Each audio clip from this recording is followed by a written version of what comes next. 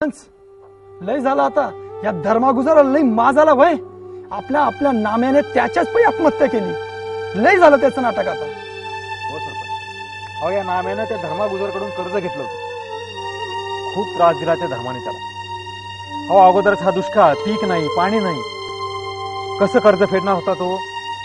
त्यामुळे त्यांनी हे हे हे असं केलं। अरे लय वाईट झालं, लय दुःख होतं यावं, पण आता लय झालं।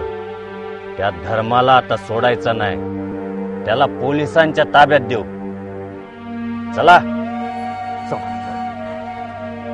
अण्णा, चल की।